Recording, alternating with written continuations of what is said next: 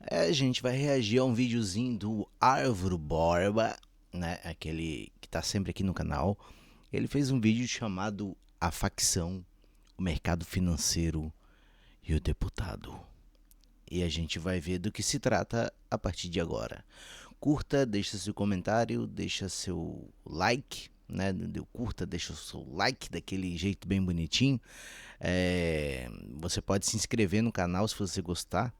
E se você não gostar, você pode dar o seu dislike ou enviar para alguém que você não gosta, né? É muito importante. Vamos lá. Aperta o play.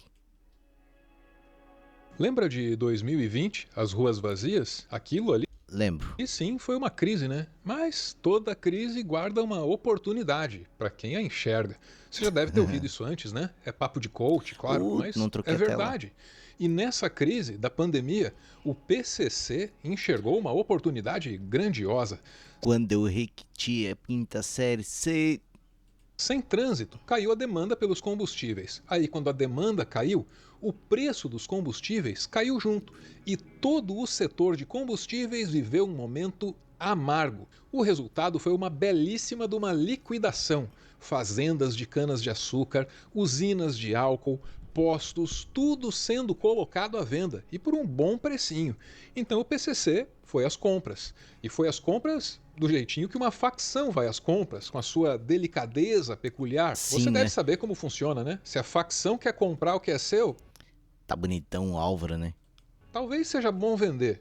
Às vezes você se recusa a vender sua propriedade para uma facção e daí ela entra em combustão espontânea. Acontece. O PCC se aproveitou da crise das usinas de etanol no interior de São Paulo para se infiltrar nesse mercado. Segundo a PF, o PCC usou laranjas para colocar dinheiro nessas empresas. Mas o Jornal Nacional apurou que no setor de cana e açúcar têm sido comuns os relatos de que a facção ameaça os proprietários para que vendam usinas e terras. No ano passado, a polícia prendeu 6 suspeitos de iniciar incêndios criminosos em plantações de cana. E desse jeito, o PCC dominou praticamente toda a cadeia dos combustíveis. Tinha fazenda, tinha usina, mas também tinha terminal portuário para receber os produtos importados que eles usavam para batizar a gasolina.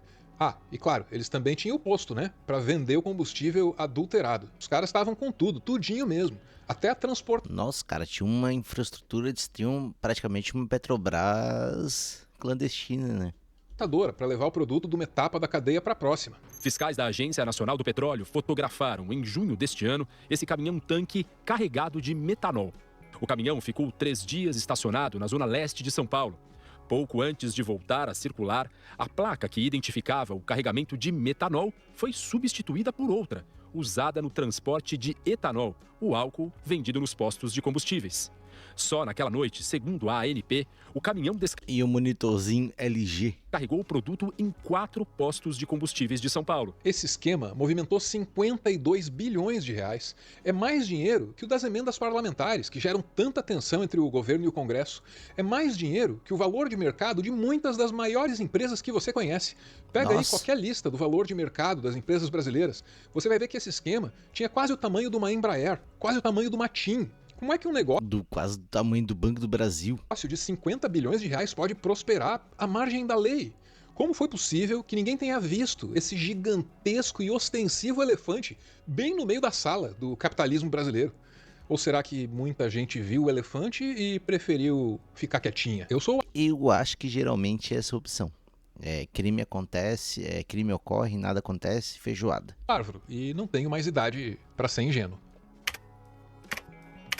Você já viu o documentário Breaking Bad? Essa é uma abordagem sobre a dura realidade de um professor que, por viver nos Estados Unidos, coitado, não tem SUS. E por não ter SUS e ter um câncer, esse pobre professor se mete no crime organizado. Aí, quando ele prospera, ele Tudo isso poderia ser evitado com um sistema de saúde universalizado igual o brasileiro. Por isso que não temos a série no Brasil chamada Breaking Bad. E a gente tem a série Cariani, supostamente. descobre que ele não pode gastar o dinheiro sujo que ele ganhou antes de dar uma aparência de legalidade para esse dinheiro todo. Então ele compra um lavacar. E ali, para cada carro Um que de lava-jato? fato ele lava, ele finge que lavou uns 10, 50 ou 100 carros. E assim, quando ele precisa explicar para a Receita de onde vem o dinheiro dele, ele aponta para o lavacar e pronto, tá tudo certo. Eu conhecia um senador da República. ele ainda tá no cargo, se eu não me engano, ele tinha uma fábrica de chocolate. E a partir dessa fábrica de chocolate, quando ele precisava lavar dinheiro, ele dizia que ele vendeu chocolate naquela loja de chocolate. Aliás, numa loja, né? E aí, a partir dessa loja de chocolate, ele conseguia justificar a entrada de dinheiro sujo e se tornar dinheiro limpo. Era uma loja num shopping e ela praticamente não vendia em Pix, ela vendia só em dinheiro vivo. Isso é lavagem de dinheiro. O esquema mostrado em Breaking Bad até funciona, mas tem um problema. O Walter White teve que comprar um lavacar, tem que manter toda a estrutura do lavacar, tem que emitir nota fiscal fraudada, um trabalhão, um empenho enorme. E no fim, nessa de lavar dinheiro, ele acaba perdendo um pouco, o que é natural, é como o crime funciona. Na hora de lavar o dinheiro, sempre se perde um pouco. Mas aqui no Brasil... Sempre ficam as notinhas grudadas da máquina de lavar. Por aqui o PCC revolucionou as coisas. Deu um jeito de lucrar, até na hora de lavar o dinheiro. Eita. Impressionante. Normalmente, na lavagem de dinheiro, você perde dinheiro. Certo? Por exemplo, tem gente que abre um hotel no litoral. Aí 10 pessoas por mês, eles registram como se tivessem entrado 100, 200 e pagam imposto sobre isso. Ou seja, ele está perdendo dinheiro. Mas nesse caso específico, eles estavam ganhando dinheiro. É verdade. Com a adulteração de combustível, com a venda dos produtos. Eles estavam ganhando dinheiro, não perdendo dinheiro com a lavagem. Agora, como é que o PCC deu um jeito de lucrar até lavando o dinheiro? A resposta tem a ver com as fintechs, que são essas instituições financeiras digitais. Primeiro, os criminosos colocam o dinheiro sujo nas chamadas contas bolsão, que misturam valores de muitos clientes. A fintech até tem um registro interno de quanto dinheiro cada cliente tem dentro dessa conta bolsão. Só que a fintech não precisa informar isso para as autoridades. Então, quando a facção coloca o dinheiro... Peraí, o governo tentou fazer com que as fintechs informassem essa movimentação bancária para o Banco Central. E para a princípio de ser monitorado. Mas teve uma galera, se eu não me engano, teve um certo deputado que fez um vídeo dizendo que o Lula ia taxar o Pix. Ou eu estou errado? O nome desse deputado é Nicolas Ferreira. O vídeo, inclusive, foi visto por todos os brasileiros, sejam eles adultos ou criança, porque o número de visualização é praticamente quase todos que falam língua portuguesa no mundo. Sujo ali, esse dinheiro se mistura, ele perde a rastreabilidade, sai do outro lado limpinho. E até melhor do que isso, né? Sai maior, porque na conta bolsão ele rende. O dinheiro era enviado para fintechs por meio das chamadas contas bolsão, A roxinha, que na opinião no entender dos investigadores são um grande problema porque elas não identificam para os órgãos de fiscalização os nomes dos clientes e a origem dos valores. Lembrando que fintechs são empresas de tecnologia que oferecem serviços financeiros mais simples e rápidos do que os bancos tradicionais, pagamentos e investimentos, por exemplo, com menos burocracia. Depois de passar pelas contas bolsão e de ter rendido um bom tanto, o dinheiro sujo era usado para comprar novas propriedades, normalmente imobiliárias. Essa parte, depois da lavagem, é a blindagem do patrimônio. Vai aprendendo aí. O grupo adquiriu vários bens de luxo ao longo dos últimos anos, como 6 fazendas no interior de São Paulo, avaliadas em 31 milhões de reais e uma casa... Eita, é que daí esse dinheiro ele só valoriza e tá sólido, né? Não é mais um dinheiro fictício, né? em Trancoso, na Bahia, comprada por 13 milhões. É claro que a gente precisa prender essas pessoas, é óbvio que a gente tem que estar em portos, aeroportos, fronteiras, apreendendo drogas. Mas o que realmente vai nos fazer atingir o coração desse sistema criminoso é o sufocamento financeiro. Portanto, a importância de a gente trabalhar no rastreamento do esquema financeiro de todo esse grupo organizado. E ela tem razão, tá mais fácil lavar dinheiro no Brasil. E a conclusão mais óbvia possível é de que isso vai continuar. Isso só vai parar quando essas fintechs forem submetidas às mesmas regras dos bancos. Porque no fim das contas, é isso que elas são, bancos. E enquanto elas puderem esconder os seus clientes da lei, essas fintechs vão acabar recebendo mais e mais clientes que querem o quê? Se esconder da lei, querem lavar dinheiro e depois fazer a tal da blindagem. O fato é que a Faria Lima se beneficiou desse vácuo na regulação das fintechs. E agora é natural que todo mundo fique se perguntando até onde vai a relação entre o mercado financeiro e o crime organizado. Será que não tem mais coisa da qual a gente não sabe? Os fundos de investimentos da Faria Lima, então, estão... Eu suspeito que deve ter. Financiando o crime organizado? Vocês chegaram a essa conclusão? Não. Primeiro, assim, é importante falar até que não é isso, porque os fundos da Faria Lima têm fundos legítimos, fundos que não têm nenhuma ligação e isso é o normal e é isso que se espera. Mas dentro desse arcabouço, identificamos 40 fundos que sim, estavam ligados e utilizados para blindagem patrimonial do crime organizado. E cadê o Estado brasileiro nessa história? A postura do governo é favorável à regulação. Eu acredito o seguinte, instituição financeira tem que ser tratada todo mundo igual, o que significa pagar os mesmos tributos e ser fiscalizada por todo mundo. A instituição financeira é muito grave. E essa coisa de fintech não ter a mesma fiscalização de banco é um erro, na minha opinião. Tem que ter a mesma fiscalização. Total. Porque muita coisa errada está passando por fintech e você começa a comprometer o nome fintech com gente séria. Tem gente séria no setor. Mas como você não fiscaliza, o não sério entra na brecha da legislação e compromete todo o arranjo que o Banco Central... Aí chamaram ele de taxade. ...fez em relação a essas instituições. Então, eu sou a favor de tratamento isonômico. Não importa se é fintech, se é banco, todo mundo tem que pagar igual e ser fiscalizado igual. Em 2024, houve uma tentativa de submeter as fintechs aos mesmos regulamentos que os bancos tradicionais têm que seguir. Só que não deu certo. Vem o pulo do Surgiram gato. várias fake news, levando a população brasileira a confundir isso com uma tal taxação do Pix. Aí, ó. Agora vem o pulo do gato. Isso tudo era um processo introdutório para o corpo do vídeo, para a mensagem que provavelmente o Álvaro quer deixar para a gente. Agora a gente tem que prestar atenção. Isso tudo foi apenas a introdução de como funciona o esquema. Aí não teve jeito, né? A Receita teve que voltar atrás. A Receita Federal já sabe disso há algum tempo. No ano passado, depois de muito debate com o sistema financeiro, com as instituições financeiras, nós fizemos o óbvio. Publicamos uma instrução normativa estendendo às fintechs as mesmas obrigações de transparência, as mesmas obrigações de prestação de informações que todas as instituições financeiras têm há mais de 20 anos no Brasil. Publicamos essa instrução em setembro do ano passado, para valer a partir de janeiro. O que aconteceu em janeiro, todos nós sabemos. A Receita Federal recebeu o maior ataque da história dela, de mentiras, de fake news, dizendo mentirosamente que aquela instrução normativa tratava de tributação de meios de pagamento. Aí vem a deputada Nicole, né, o Nicolas Ferreira, e faz aquele vídeo dizendo que vão taxar o seu Pix. E não tinha nada a ver. Aquilo era apenas para tentar fiscalizar o crime organizado. Mas...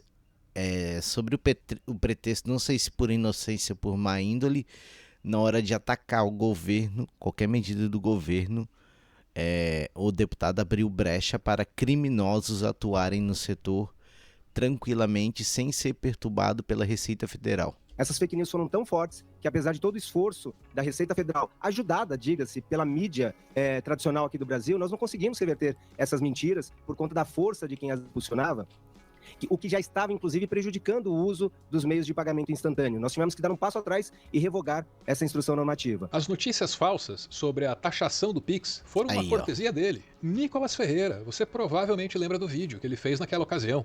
Um clássico instantâneo da internet brasileira. O vilão do Brasil é quem ganha 5 mil reais. A deputada Nicole. Sobreviver. Vocês querem mesmo que o brasileiro engula isso? Aí, ó, não falei, é que eu matei lá no começo, eu sou o Sherlock Holmes.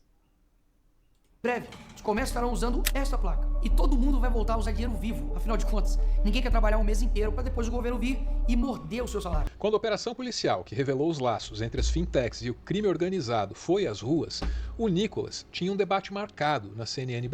Estaria o deputado trabalhando em prol do crime organizado? É uma pergunta que eu posso fazer, porque perguntas, né, quer dizer que eu não estou afirmando nada. Eu posso ter esse tipo de questionamento sobre qualquer um, né? A gente está aqui só no campo das ideias, com base nas evidências e no resultado apresentado aqui nesse vídeo, podemos concluir que talvez, quem sabe, supostamente, teríamos deputados contribuindo para o crime organizado? Brasil com o Guilherme Boulos. Será que ele tinha a intenção de ajudar o crime organizado? Ou será que ele ajudou o crime por tabela, como efeito colateral, com aquele videozinho dele lá? Olha, são questões que não são muito confortáveis para o deputado, mas naturalmente são questões que num debate desses aí, os adversários dele vão levantar sim. É importante ele ter a oportunidade de se explicar por que ele resolveu ajudar o crime organizado ao ter inventado a fake news sobre o Pix. Aliás, hoje esse é o assunto do Brasil. Né? Ele inventou... Chamou na chincha. A fake news que o governo ia taxar o Pix, criou uma fake news com um grande impacto na sociedade, forçou o governo a recuar numa medida que era para evitar a lavagem de dinheiro do crime organizado, e hoje nós estamos vendo como o crime organizado se infiltrou na Faria Lima, em todos os espaços onde a extrema-direita caminha tão bem, anda de mãos dadas com o bilionário, como sempre fez. E peraí, quer falar sobre crime organizado, Boulos? Chegou a travar quem tirou foto com a dama do tráfico não fui eu. Quem é a pasta dos direitos humanos do governo que você apoiou, que bancou hospedagem e estadia da dama do tráfico. Não sou eu que, por exemplo, recusei... Aí vem o ad hominem, aí vem uma coisa colateral. Tipo assim, o Boulos fala de um problema estrutural e ele vem com factoides e tal. A taxar e reconhecer o Comando Vermelho e o PCC como terroristas aqui no nosso país. Não sou eu que passei pano para rachador como Janones. Esse negócio do terrorismo aí, taxar as facções criminosas como grupos terroristas, serve apenas para os Estados Unidos querer intervir no Brasil quando ele bem entender. Porque, né, sempre que existe essa classificação de grupos terroristas, os Estados Unidos se arroga do direito de polícia do mundo. Ele pega e, por qualquer pretexto que lhe pareça pertinente, ele pode pegar e invadir o país e dizimar aquela organização terrorista, assim como ele fez em vários países no decorrer da nossa vida aí. Todo mundo aí que tem seus 40 anos aí vai lembrar dos ataques ao Afeganistão, as bombas no Iraque e por aí vai, né? Qualquer coisa que os Estados Unidos não gostam, eles taxam como grupo terrorista, e aí eles já têm um pretexto perfeito para invadir aquele país, pilhar aquele país, fazer que o país seja destruído e depois os Estados Unidos os reconstrui, né, fazendo aquela armadilha gostosa da dívida, né? E aí acaba aquele grupo terrorista. E assim, vamos para o próximo. Inclusive, também não fui eu que tive 72% dos votos dos presidiários, coisa que você teve. Só me permita anotar antes que... Primeiro que presidiário nem vota, né? Presidiário nem vota. Quem pode votar são os presos apenas provisórios, e apenas 4% deles se regularizaram para poder votar na última eleição. Então, o Nicolas Ferreira, o nosso chupetinha, o nosso Nicole, deputada Nicole, né, que adora fazer um crossdresser na Câmara dos Deputados, está apenas mentindo, que é o que a extrema-direita faz muito. E eu não consigo entender, na real, como as pessoas aceitam, engolem essa mentira, que é tranquilamente, possivelmente checar, sabe? Fácil de checar. O deputado Nicolas Ferreira não disse uma palavra sobre como ele ajudou o crime organizado no episódio da fake news do Pix. Acho que ele tá até com alergia. E sobre o Janones, né? O Janones, ele é um deputado liberalzinho, de esquerda e tal, que, assim como todo liberal de direita e de esquerda, participa do Estado e se locupleta a partir dele. Então, eu acho que ele deveria se fuder e pagar por todos os seus crimes caso os tenha cometido. Tanta mentira que ele fala, é um negócio impressionante, é uma avalanche de mentiras. Discussão delicada que deve acabar em processo. Ninguém pode afirmar que com o vídeo ele teve a intenção de ajudar esse esquema todo. Mas também ninguém pode negar que ajudou. Ai. E assim chegamos ao ponto final de mais um textão. Tem um recado para os apoiadores desse canal. Nem todos vocês estão no nosso grupo lá no Telegram. E de quando em quando aparece alguém aí perguntando.